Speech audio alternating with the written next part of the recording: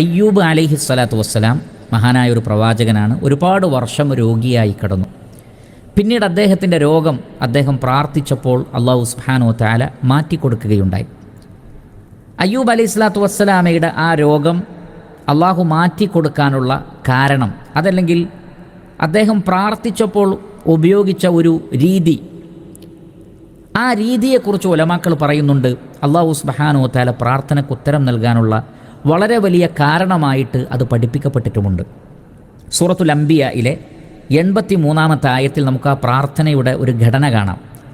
അവിടെ അയ്യൂബ് അലൈഹിസ്സലാത്തു വസ്സലാം ഇങ്ങനെയാണ് പ്രാർത്ഥിക്കുന്നത്: വ അയ്യൂബ ഇദ് നാദാ റബ്ബഹു. അദ്ദേഹം തൻ്റെ രക്ഷിതാവിനെ വിളിക്കുകയുണ്ടായി. എന്ന് പറഞ്ഞാൽ അള്ളാഹു സുബ്ഹാനഹു വ തആല അവനാണ് എൻ്റെ റബ്ബ്, വേറെ ഒരു രക്ഷാധികാരിയും എനിക്കില്ല. അതുകൊണ്ട് തന്നെ എൻ്റെ സങ്കടങ്ങളും വിഷമങ്ങളും എനിക്ക് അള്ളാഹുവിനോടല്ലാതെ പറയാനില്ല. അതാണ് ഇദ് നാദാ റബ്ബഹു എന്ന് പറഞ്ഞാൽ അള്ളാഹുവിനെ റബ്ബായി തൃപ്തിപ്പെടുക. പ്രവാചകൻ പറഞ്ഞല്ലോ, മൻ റദിയ ബില്ലാഹി റബ്ബൻ, രക്ഷിതാവായി, സഹായിയായി, പ്രാർത്ഥനയ്ക്ക് ഉത്തരം നൽകുന്നവനായി, എല്ലാ നിലക്കും തൻ്റെ പ്രശ്നങ്ങൾ പരിഹരിക്കുന്നവനായി, എന്നെ സംരക്ഷിക്കുന്നവനായി അള്ളാഹുവിനെ ഞാൻ തൃപ്തിപ്പെട്ടിരിക്കുന്നു എന്നാണ്. അവരാണ് തൗഹീദിൻ്റെ ആളുകൾ. അവരിൽ ഒരു നിലക്കും ബഹുദൈവാരാധന, അതിൻ്റെ ഒരു ലാഞ്ചന പോലും കാണുക സാധ്യമല്ല. അവർ അള്ളാഹുവിനോട് മാത്രമേ പ്രാർത്ഥിക്കൂ, അള്ളാഹുവിനോട് മാത്രമേ സഹായം തേടൂ. രോഗം മാറാനും കുട്ടികളെ കിട്ടാനും മറ്റു പ്രയാസങ്ങൾ നീങ്ങാനും അവർ അള്ളാഹുവിനോട് മാത്രമേ പ്രാർത്ഥിക്കുകയുള്ളൂ. അതാണ് അതിൽ ഒന്നാമത്തത്. അള്ളാഹുവിനോട് മാത്രമാണ് പ്രാർത്ഥിച്ചത്, അള്ളാഹുവിനെ തൻ്റെ റബ്ബായി കണ്ടുകൊണ്ട്.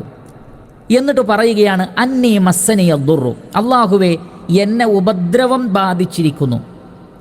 അല്ലാതെ അള്ളാഹുവേ നീ എന്നെ രോഗിയാക്കി, നീ എന്നെ പ്രയാസപ്പെടുത്തി, നീ എന്നെ കഷ്ടപ്പെടുത്തി എന്ന വാക്കുകൾ അവിടെ ഉപയോഗിച്ചിട്ടില്ല. പല ആളുകളും രോഗം വന്നാൽ അവർ പലപ്പോഴും പറയാൻ പാടില്ലാത്തത് പറയുന്നു, അള്ളാഹുവിനെ സംബന്ധിച്ച് മോശമായത് ചിന്തിക്കുന്നു. ഇവിടെ അങ്ങനെയൊന്നും അദ്ദേഹം പറയുന്നില്ല.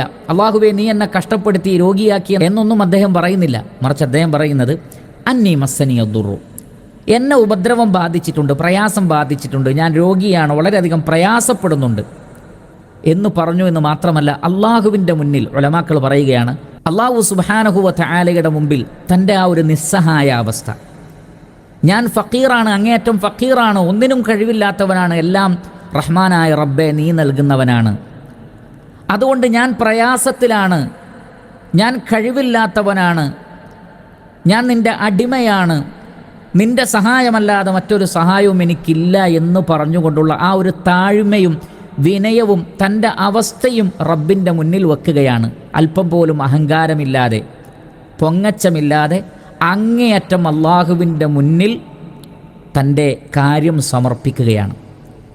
പിന്നീട് പറയുന്നത് വ അൻത അർഹമുർ റാഹിമീൻ, നീ കരുണ കാണിക്കുന്നവരിൽ ഏറ്റവും നന്നായി കരുണ കാണിക്കുന്നവനാണ്. അർഹമുർ റാഹിമീൻ, അള്ളാഹു സുബ്ഹാനഹു വ തആല നമുക്കറിയാം, അള്ളാഹു റഹ്മാനാണ്, റഹീമാണ്, അങ്ങേയറ്റമുള്ള കാരുണ്യമാണ്. ഈ പ്രപഞ്ചത്തിലുള്ള ജീവജാലങ്ങൾ പോലും കാണിക്കുന്ന റഹ്മത്ത് അള്ളാഹു സുബ്ഹാനഹു വ തആലയുടെ റഹ്മത്തിൻ്റെ 100-1 മാത്രമാണ്. അപ്പോൾ എത്രമാത്രം വലിയ കാരുണ്യവാനാണ് അള്ളാഹു സുബ്ഹാനഹു വ തആല. അതാണ് ഇവിടെ പറയുന്നത്, അൻത അർഹമുർ റാഹിമീൻ, നീ ഏറ്റവും വലിയ കാരുണ്യവാനാണ് റബ്ബേ, അതുകൊണ്ട് എൻ്റെ പ്രശ്നം പരിഹരിക്കാൻ നിനക്ക് സാധിക്കും. മാത്രമല്ല, നീ അടിമകളോട് കരുണ കാണിക്കുന്നവനാണ്.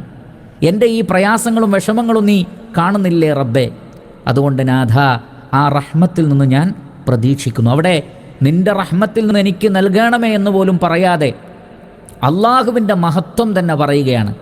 അവിടെ ആക്ഷേപങ്ങളില്ല, വിഷമങ്ങളില്ല, ആ നിലക്കുള്ള തെറ്റായ ചിന്തകളൊന്നുമില്ല. മറിച്ച് അള്ളാഹുവേ നീ അർഹമുർ റാഹിമീനാണ്, ഞാനിതിപ്പോഴും അംഗീകരിക്കുന്നു. ഞാൻ ഈ കഠിനമായ പ്രയാസത്തിലാണെങ്കിലും രോഗിയായ അവസ്ഥയിലാണെങ്കിലും നീ അർഹമുർ റാഹിമീൻ തന്നെയാണ്, അതിൽ എനിക്ക് യാതൊരു സംശയവുമില്ല, ഞാൻ പ്രയാസത്തിലാണ്. അങ്ങനെ തൻ്റെ രക്ഷിതാവിനെ വിളിച്ചപ്പോൾ അല്ലാഹു സുബ്ഹാനഹു വ തആല പറയുന്നത് ഫസ്തജബ്നാ ലഹു ഫകശഫ്നാ മാ ബിഹി മിൻ ദുർരിൻ, അദ്ദേഹത്തിൻ്റെ പ്രാർത്ഥനയ്ക്ക് അള്ളാഹു ഉത്തരം നൽകി, അദ്ദേഹത്തിനുണ്ടായിരുന്ന പ്രയാസങ്ങൾ അള്ളാഹു നീക്കി.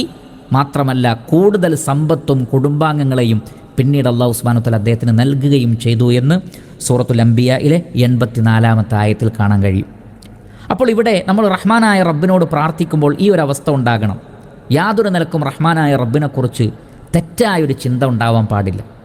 നമ്മൾ എന്ത് പരീക്ഷണത്തിലാണെങ്കിലും അള്ളാഹു കാരുണ്യവാനാണ്, അർഹമുർ റാഹിമീനാണ് എന്ന് നമ്മൾ അംഗീകരിച്ചേ മതിയാകൂ. പ്രാർത്ഥനയ്ക്ക് ഉത്തരം നൽകാം അള്ളാഹുവിന് മാത്രമേ കഴിയൂ എന്ന് നമ്മൾ അംഗീകരിക്കണം. നമ്മുടെ വിഷമങ്ങളും സങ്കടങ്ങളും പറഞ്ഞ് അള്ളാഹുവിൻ്റെ മുന്നിൽ നമ്മുടെ ദുർബലത നമ്മൾ വ്യക്തമാക്കുകയും വിനയപ്പെടുകയും വേണം. എങ്കിൽ നമ്മുടെ പ്രാർത്ഥനകൾക്ക് അള്ളാഹു ഉത്തരം നൽകും. ശ്രദ്ധിക്കുക. അള്ളാഹു അനുഗ്രഹിക്കട്ടെ.